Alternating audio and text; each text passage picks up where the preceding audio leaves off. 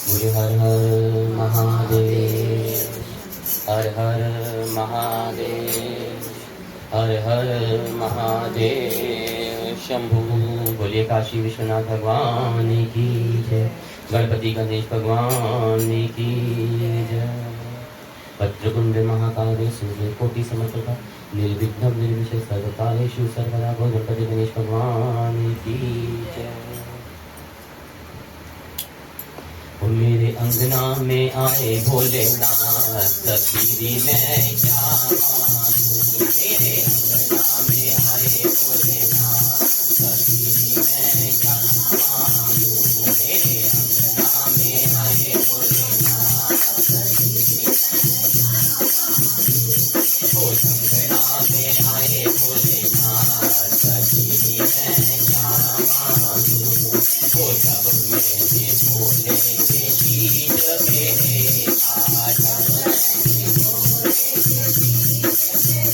मैंने कर लिया गंगा स्नान, तभी मैं क्या मांगूं। मैंने कर लिया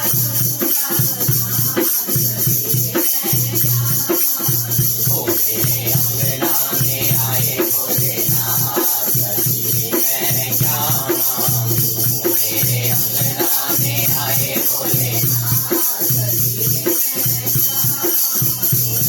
कभी मैं क्या मांगूं, कभी मैं क्या मांगूं, कभी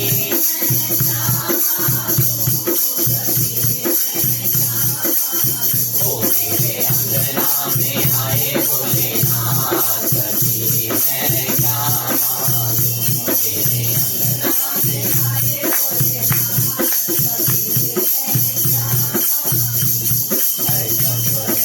भोले के हाथों को देखा जब,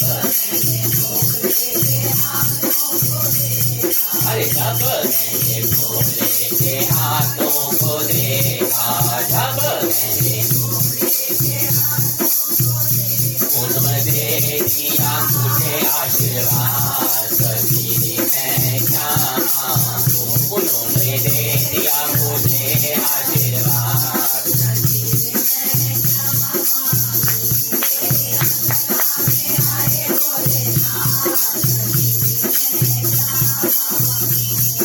जब मैंने भोले के पैरों को देखा, जब जब मैंने भोले के पैरों को देखा, जब मैं तो घूम आई चारों धाम, कभी मैं क्या मांगूं। मैं तो भूल आई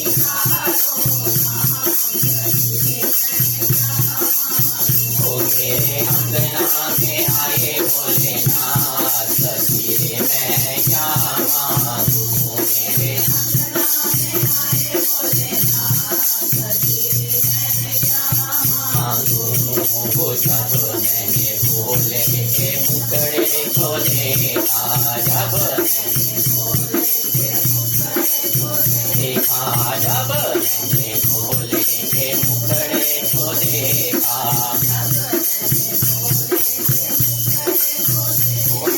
हो गई भव से पार, कभी मैं क्या मांगूं। मैं तो हो गई भव से पार, कभी मैं क्या मांगूं। मेरे अंगना में आए भोलेनाथ, कभी मैं क्या मांगूं। मेरे अंगना में आए भोलेनाथ, कभी मैं क्या मांगूं। मेरे अंगना में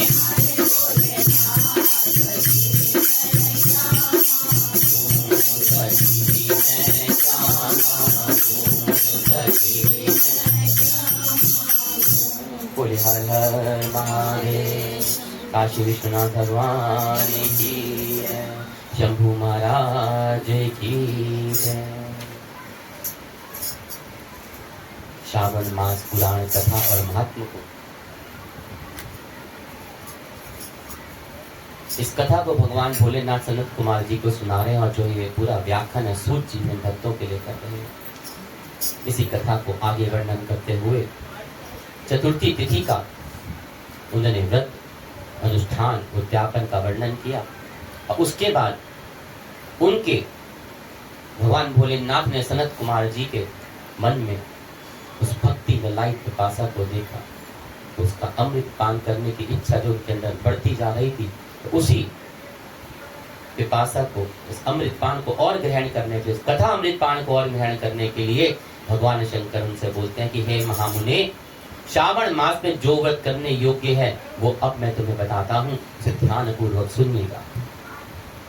चतुर्थी तिथि को एक बार भोजन करें और पंचमी तिथि को नक्त भोजन करें।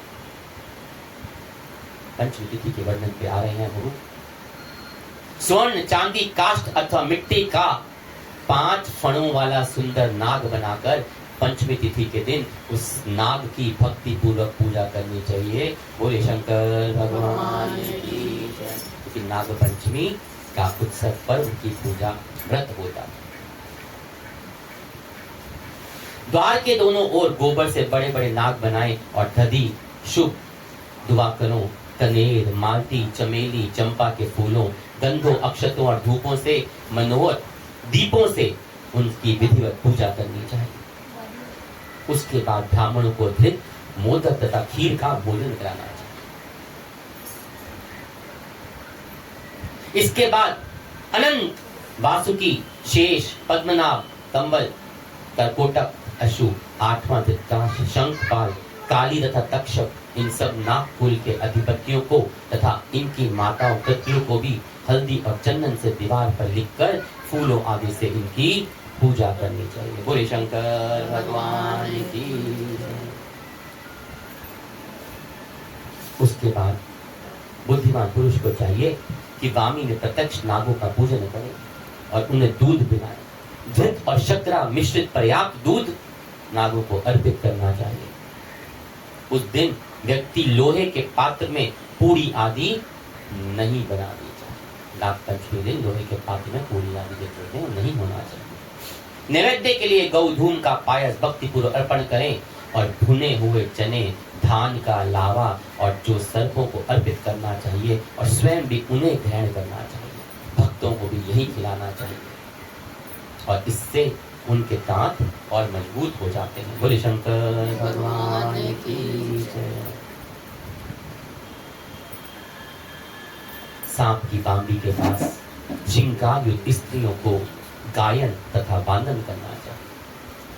शहरों में तो भी चलन बहुत नाम मात्र रह गए, लेकिन आप भी आज महाराष्ट्र आ जाइए जो गांव देहात है, वहाँ पे लोग गाय सांप की बांबियों के पास जाके नाग पूजन करते हैं, दूध अर्पण करते हैं, चना वगैरह डालते हैं, जो सांप खाते हैं सब सांप की चीजें करते हैं, उनका पूजन अर्चन करते हैं। और जो स्त्रियां वो श्रृंगार करके सज धज के वहां जाती हैं और सांप की बांबी के पास नृत्य, गायन, वादन, भजन कीर्तन करती हैं। और इस दिन को उत्सव की तरह मनाना चाहिए। इस विधि के व्रत करने से सर्प से कभी भी भय नहीं होगा। बोले शंकर भगवान की।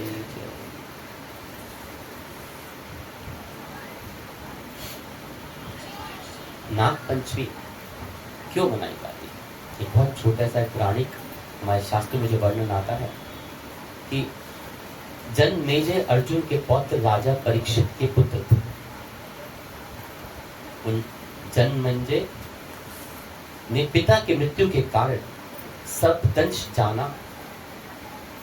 परीक्षित को तो मारा सब जानते हैं सांप के उससे। तो जब उसका बदला लेने के लिए उसने सोचा मैं सारे सत्र नामक यज्ञ किया कि मैं एक ऐसा यज्ञ करूंगा जिसमें से ब्रह्मांड के सारे सर्पों का सर्वनाश कर दूंगा, समाप्त कर दूंगा।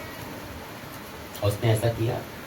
कहते नागों की रक्षा के लिए यज्ञ को ऋषि आस्तिक मुनि ने श्रावण मास के शुक्ल पक्ष की पंचमी के दिन उस यज्ञ को रोक दिया और नागों की रक्षा करी थी। तभी से तक्षक नाग के बचने इस नागों का वंश आगे बढ़ सका। और आग की ताप से नाग को बचाने के लिए ऋषि ने उन पर कच्चा दूध डाला। इसीलिए नाग पंचमी के दिन हम नागों की पूजा आरंभ हुई, उनका व्रत आरंभ हुआ और उन पर कच्चा दूध डालने लगा। अब तभी से नाग पंचमी मनाई जाने लगी और नाग देवता को दूध चढ़ाने की ये परंपरा आरंभ हो गई। बोलिए शंकर भगवान की जय। बोले नाग देवता की। नाग पंचमी के दिन जिन नागों का स्मरण करके पूजा की जाती है उन नागों में अनंत, वासुकी, पद्म, पद्मनाग, तपस, कुलीर, कर्कट, शंख, काली और पिंगल नाम के प्रमुख नाग होते हैं। इनका नाम से पूजा की जाती है। उस दिन घर के दरवाजे पर सांप की 8 आकृतियां बनाने का परंपरा है और हल्दी, रोली, पुष्प चढ़ाकर सर्प देवता की पूजा करते हैं। कच्चे दूध में घी डालकर, शक्कर मिलाकर नाग देवता को स्मरण करके उनको अर्पण किया जाता है।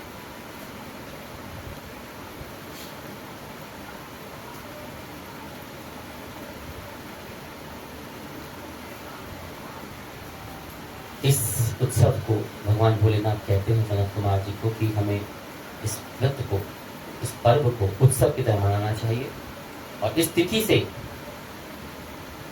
नाग पंचमी की जो तिथि होती है, पंचमी तिथि श्रावण मास की आती है, इसमें व्रत करने से, इसका विधि पूजन ज्ञापन अनुष्ठान करने से सर्प का भय कभी नहीं होता।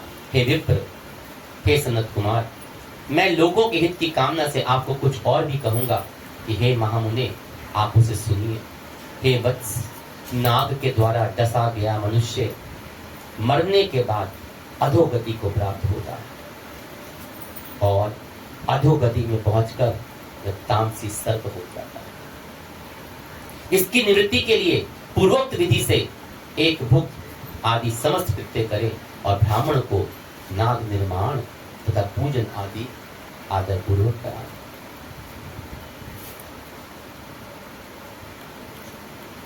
इस प्रकार 12 मासों में प्रत्येक मास के शुक्ल पक्ष की पंचमी तिथि को इस व्रत का अनुष्ठान करना चाहिए और एक वर्ष पूरा होने पर नागों के निमित्त ब्राह्मणों तथा सन्यासियों को भोजन कराना चाहिए। इसी पुराण ज्ञाता ब्राह्मण को रतन जड़ित स्वर्णमय नाग और सभी उपस्कारों को युक्त तथा बछड़े सहित गौ प्रदान करनी चाहिए।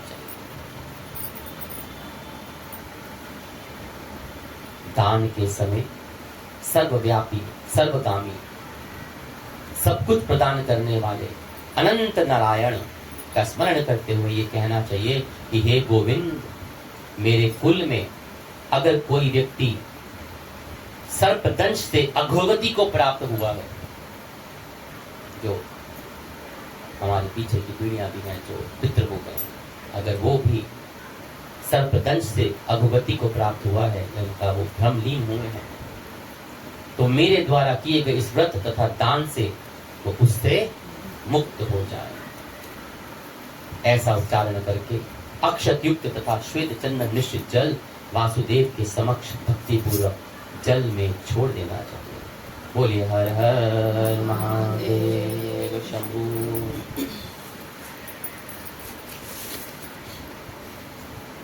ओ मेरे शिव भगवान मुझे दो वरदान, मुझे मेरे शिव भगवान मुझे दे दो वरदान, शिव भगवान मुझे दो वरदान, मेरे शिव भगवान मुझे दो वरदान।